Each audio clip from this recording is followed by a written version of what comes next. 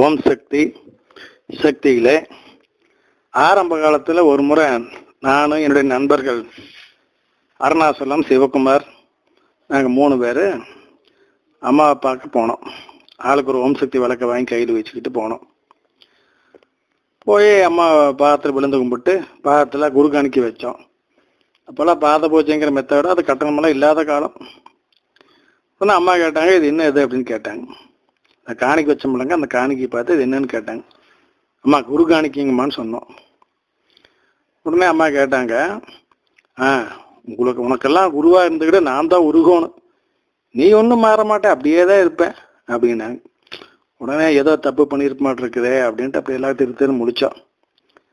அடுத்து அம்மா கேட்டாங்க, நேற்று இரவு எங்கே படுத்து தூங்குனீங்கன்னு கேட்டாங்க. அது சித்ரா பௌர்ணமி காலம், வெய்ய காலம் இல்லைங்களா. இப்போ பெட்ரோல் பங்க் இருக்குது பாருங்க, அந்த இடத்துல மணல் கொட்டிச்சிருந்தாங்க, ஆற்று மணல், ஏதோ கட்டட வேலைக்காக. அதில் நாங்கள் 3 பேரும் படுத்து தூங்கிட்டோம். அதுக்கு முந்தின நாட்களெல்லாம் இந்த ஆஸ்பத்திரி இருக்குது பாருங்க, அந்த மருத்துவமனை இருக்கிற இடத்துல மணல் கொட்டிச்சிருந்தாங்க, அங்கே படுத்து தூங்கிட்டு இருந்தோம். இப்போ அம்மா சொன்னாங்க, நீ கண்ட பக்கம் பொறுப்பு இல்லாமல் படுத்து தூங்குவேன், உன்னை காப்பாற்றுறக்காக வெடிகிற வரைக்கும் நான் காவல் காத்து நிற்கணுமா அப்படின்னு கேட்டாங்க. இப்போ பாருங்க, பகவான் அவர்கள் வெடிய வரைக்கும் நம்மளை பாதுகாக்கிறதுக்காக நின்று இருந்துக்கிறாங்க, அதான் உண்மை அப்படின்ட்டு. இனிமேல் அந்த மாதிரி செய்யக்கூடாது, கோவிலுக்குள்ளே தான் படுத்து தூங்கணும் அப்படின்னு சொன்னாங்க அம்மா.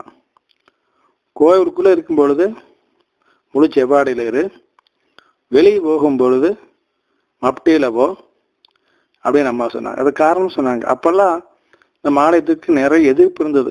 மருவத்தூருக்குள்ளேயே கீழ் மருவத்தூர், சுற்றுப்பகுதிகள், சோத்துப்பாக்கம் நிறைய எதிர்ப்புகள் இருந்தது. அதனால நீ மப்டியில் போனத்தான் என்னென்னா நமக்கு எதிர்ப்பாக வேலை செய்கிறானுங்க, பேசிக்கிறானுன்னு தெரிஞ்சுக்க முடியும். அதனால நீ அந்த மாதிரி போ, நீ செவ்வாழையில் போனால் உஷாராயிப்பாங்க, எதுவும் பேச மாட்டாங்க அப்படின்னு அம்மா சொன்னாங்க. அடுத்து அம்மா சொன்னாங்க, நானெல்லாம் சும்மா அடிகளார் ஆயிடல, தொண்டின் மூலம் தான் அடிகளாரானு சொன்னாங்க. அதுக்கு முன்னால் அம்மா சொன்னாங்க, போராடித்தான் ஆன்மீகத்தை வளர்த்தவனும், தொண்டு செய்கிறத வேடிக்கை பார்த்துக்கிட்டு இருந்தால் மட்டும் பத்தாது, நீங்கள் நல்ல மாதிரி தொண்டு செய்யணும்னு சொல்லி சொன்னாங்க.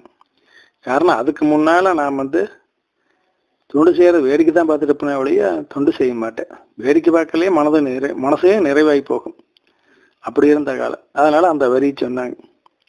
அப்புறம் மறுபடியும் சித்ரா பௌர்ணமியில் கலந்துக்கிட்டு அதெல்லாம் தொண்டெல்லாம் செஞ்சுட்டு இருக்கிறோம். அப்போ தப்பு இந்த மாதிரி டைலாக் எல்லாம் வருது. அப்போ மறுபடியும் சொல்கிறாங்க, நானெல்லாம் சும்மா அடிகளாரா இல்லை, தொண்டின் மூலம் தான் அடிகளாரானேன். காலை எந்திரிச்சோடனே கோயிலுக்கு குப்பையெல்லாம் கூட்டி வலிச்சு கொண்டே கொட்டுவேன்.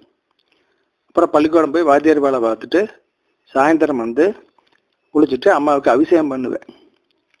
நான் ரோட்டில் போகிறப்போ கேவலமாக என்னை பற்றி என் காது வடவே பேசுவாங்க.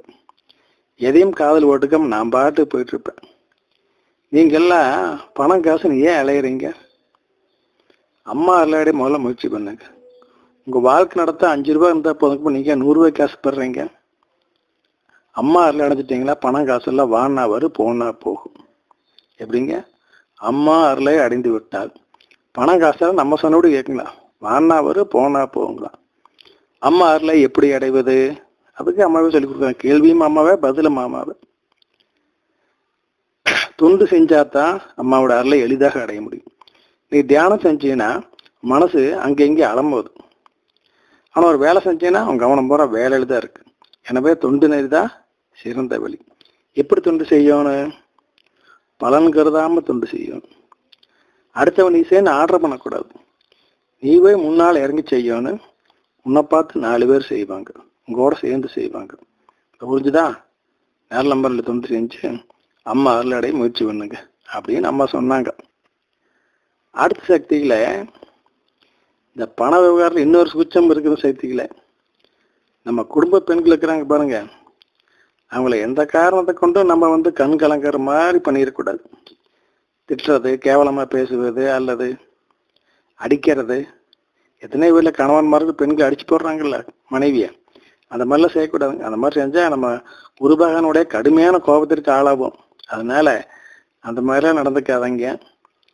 முடிந்த அளவு பெண்களை போற்ற வேண்டும், அவர்களுக்கு மதிப்பு கொடுக்க வேண்டும். அவர்களையும் நம் குடும்ப உறுப்பினர்களாக, குடும்ப பார்ட்னராக நினைத்து அவளுக்கு உரிய மரியாதை கொடுத்து உயர்வாக நடத்தினால் அம்மாவுடைய மனம் குளிரும். அதன் காரணமாக நம்மளுக்கு பொருளாதார கஷ்டமெல்லாம் நீங்கி நம்ம நிம்மதியாக இருக்கலாம் சக்திகளே. இப்படி பலவிதமான வழிமுறைகளை அம்மா ஆரம்பத்திலிருந்து ஒவ்வொன்றா சொல்லிக் கொடுத்தாங்க சக்திகளே. ஓம் சக்தி.